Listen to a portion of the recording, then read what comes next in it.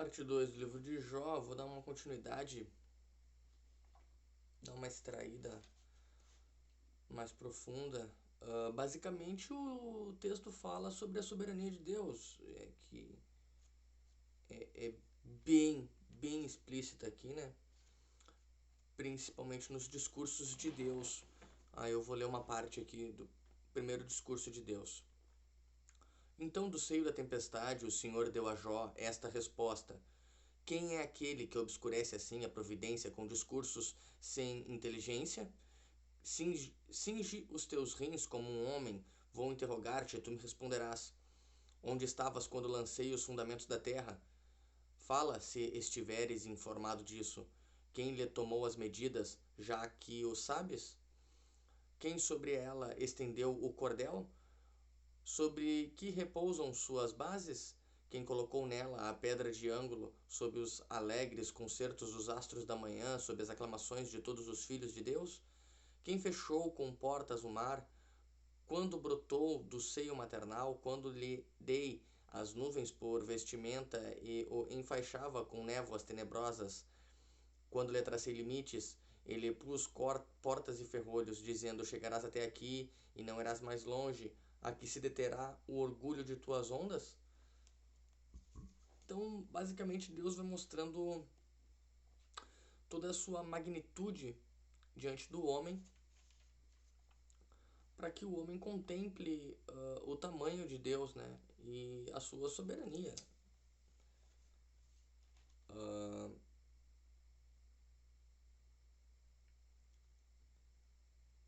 é, por exemplo, eu não gosto quando as pessoas fazem muito anacronismo, né? Imaginando que as pessoas na época de Cristo eram algum tipo de pessoas sem inteligência ou analfabetas, enfim, que imaginam, muita gente imagina dessa forma, né? Que as pessoas na época antes de Cristo até, né? Eram burras. Por exemplo, aqui no texto de Jó, esse aqui é o capítulo 38, verso 31. És tu que atas os laços das Pleiades, ou que desatas as correntes do Órion? É o 38, versículo 31. Que é aí tem uma que Atas é capaz de modificar as distâncias entre os astros, não só entre os astros, ele está citando a constelação, né, dos astros. As pessoas tinham noção, as pessoas entendiam astrologia. Não eram pessoas ignorantes. E o texto, né, também nos mostra que é muito refinado. Então, não eram pessoas sem cultura, né? Não eram pessoas de todo miseráveis culturalmente, assim falando. Eram pessoas que tinham um saber, né? Até porque Deus não falaria dessa forma se ele não fosse, se Jó não fosse entender. Ele está respondendo o primeiro discurso de Deus aqui no caso, está respondendo a Jó, né? Uh, Aí Jó se retrata. Então aqui a gente vê que basicamente a soberania divina ela paira sobre tudo. Ela não é somente sobre as coisas que eu gosto ou sobre o que eu acho certo ou errado. A soberania de Deus se dá por toda e qualquer extensão, inclusive no sofrimento. A pergunta que eu me faço é porque lá no início do texto, se a gente voltar lá no início do texto, não foi um desafio que Satanás deu. Muita gente entende como um desafio, mas tá mais para um. Como eu poderia colocar isso de uma forma sem ser um desafio? Eu não consigo ver como se fosse o demônio desafiando a Deus. Por mais que a gente saiba que ele pode tentar, né, fazer isso, e seria até plausível, né, já que ele quer se igualar a Deus, né? parece que ele justifica a fé de Jó pelos bens. E eu tenho dois pontos de visão, né, nessa questão. Uma é de que Jó falhou, né, e Satanás provou seu ponto, né, se provou correto, porque Jó reclamou. E aqui no primeiro capítulo de Jó, verso 11: mas estende tua mão e toca em tudo o que ele possui, juro-te que te amaldiçoará na tua face. Então, isso que foi dito se cumpriu em parte, porque não deixa de, nas queixas de Jó não deixa de estar, ele vai sendo conduzido pelos amigos até quase chegar nesse ponto de amaldiçoar, porém não na tua face, porque quando Deus discursa, Jó se retrata, né? Jó admite a soberania divina, e acho mesmo que Deus, até porque mesmo ele estando sob muita pressão e muita tristeza, ele se queixa com Deus. Então, acho que por isso Deus realmente teve essa visão, essa coisa de, no final ali, Jó meu servo, né? Chamando Jó de servo ainda. E porque Jó é meu servo, eu não vou causar mal a vocês. Porque os amigos, eles vão discursando, tirando Eliú, que é o filho, né, lá do rapaz, que defendeu, que falou super bem, né, estalou o chicote.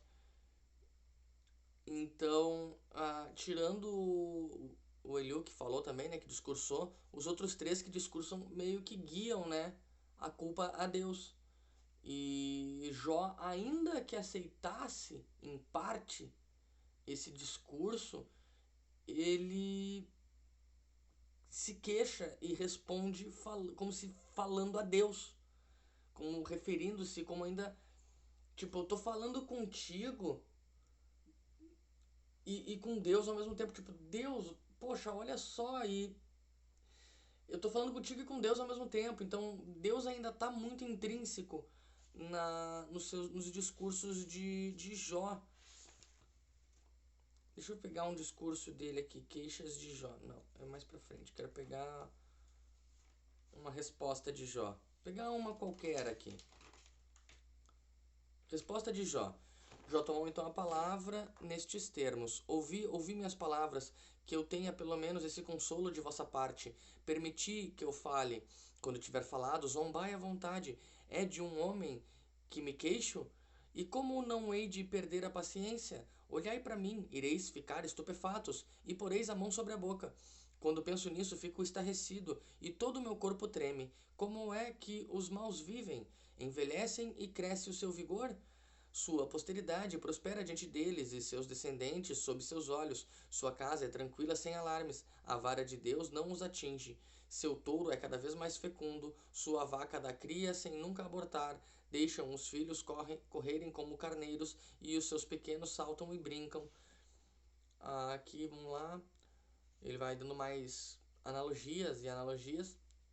Ora, dizem a Deus: afasta-te de nós, não queremos conhecer os teus caminhos. Quem é o Todo-Poderoso para que o servamos? Olha que blasfêmia. Quem é o Todo-Poderoso para que o servamos? Que vantagem temos em lhe fazer orações? A felicidade não está em suas mãos? Contudo, longe de mim esteja o modo de pensar dos ímpios. Quantas vezes vemos apagar-se a lâmpada dos ímpios e a ruína desabar sobre eles? São eles como a palha no sopro ao são eles como a palha ao sopro do vento, como a cinza tragada pelo turbilhão. Então ele vai na beirada e volta, ele vai na beirada e volta, ainda se queixando, né? Dando suas respostas, né? Que significam, pois, essas vãs consolações? Todas as vossas respostas são apenas perfídia. Ele vai refutando, né? Que a dor dele é a massa mesmo, é uma dor que amassou ele, que deixou ele realmente acabado. ele começa no terceiro discurso que ele responde: sim, hoje minha queixa é uma revolta, sua mão pesa sobre meus suspiros. Ah, se pudesse encontrá-lo e chegar até seu trono, exporia diante dele minha causa, encheria minha boca de argumentos, saberia o que ele iria responder-me e veria o que ele teria para dizer-me. Oporia ele contra mim a sua onipotência? Bastaria que balançasse os olhos em mim. Seria então justo a discutir com ele, e eu iria embora definitivamente absolvido pelo meu juiz. Ainda assim, ele o coloca Deus no trono. Ele não tira Deus do trono e não coloca a culpa diante de Deus e destronando ele como um injusto, né? Diferente dos amigos que vão dando a entender algumas partes chegam na beirada e pulam, às vezes chegam na beirada e voltam. Eles ficam caminhando numa linha bem tênue entre culpar Deus mesmo. Algumas horas fica bem esclarecido isso, né? Mas não em todos os discursos. São muitos discursos, né? Eu realmente não tenho tempo no celular para botar nos vídeos, né? Então, eu estou dando uma baita de uma resumida. Ainda assim, Jó continua entendendo a soberania de Deus e é Deus que amassa ele, né? E aí, quando Deus responde com a sua magnitude, ele se retrata dizendo ter visto, ver Deus. Então,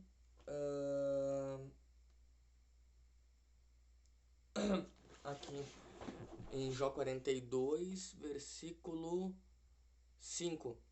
Meus ouvidos tinham escutado falar de ti, mas agora meus olhos te viram. É por isso que me retrato e arrependo-me no pó e na cinza. Então, provavelmente, ou a voz de Deus, como em se explicando, deu a visão a eles, ou a Jó apenas, de como Deus é, né? A visão de Deus como ele vem se exprimindo aqui, né? Ou Deus esteve realmente lá. Independentemente de como isso se deu, como a gente vai fazer essa construção na nossa mente, não tem importância. Porque Deus falou. E é o que nos importa. E Deus se mostra soberano, mesmo no sofrimento. E Jó, tendo entendido isso, e mesmo nos seus discursos de queixa, chegando na beirada, né? E Eliú acusando ele de blasfemar, né? Que Eliú fala aqui, acusa ele, primeiro discurso de Eliú, não, no primeiro não. Eliú fala muito bem. Pela dor também é instruído o homem em seu leito, quando todos os seus membros são agitados. Deus instrui pela dor, pelos sonhos, né? Nos assustando. Então Deus usa essas coisas assim que são tenebrosas, mas que nos ensinam, né? A forma que ele usa para ensinar é a forma que ele lhe convier, né? Lhe convier melhor. Aqui, onde existe um homem como Jó para beber a blasfêmia como um homem que bebe água, como quem bebe água. Olha que paulada ele tá dando num ancião, um justo, um homem justo, né? Eu coloco justo entre aspas porque ele tá sendo tratado como injusto até que eles estão tentando entender o porquê, né? E Eliú fala, não interessa se justo tu é ou justo tu não é. Não blasfema, não, mesmo que tu esteja se queixando, não se blasfema, né? Não vai fazer, não faça isso. Deus ainda é soberano, Deus ainda é o todo-poderoso. E ele depois ele fala, é claro, Deus não é injusto, o todo-poderoso não falseia o direito. Então, se tu tem alguma iniquidade, seja ela qual for, pois bem, que Jó seja aprovado até o fim, já que suas respostas são as de um ímpio. Se tu vai responder para Deus como um ímpio, então que seja aprovado até o fim. Então continua na pauleira, porque não vai ser assim. Ah, não vai ser assim. Tu tem que entender a soberania de Deus. Deus é soberano independentemente da situação que se esteja. Ah, mas o cristão, se você quer a bênção, dê o dízimo, faça isso, faça aquilo. Não é assim não, meu querido. Porque diz bem lá no início lá que Jó fazia todas as suas oblações, os seus sacrifícios pelos seus filhos e tudo mais. E Deus deixou, permitiu. Então não tem nada a ver. Soberania divina é soberania. Soberania é mandar. Acabou. Não tem que estar dando desculpa, não tem que estar justificando, não tem que nada. É isso que fica bem especificado aqui. Deus não precisa de motivo para nos moer. Ele pode nos moer a hora que ele quiser. Ele pode me fulminar agora. E ele vai estar certo, eu vou ter que dar louvor a ele. Por mais que doa. Por mais que seja ruim o laço. Tem que cumprir. É dele a glória. De mais ninguém. Eu acho que eu fui muito raso, mas pretendo melhorar. Então, quem gostou dá um curtir. Ficou em duas partes aí, mas tá valendo. Muito obrigado. Deus abençoe a todos.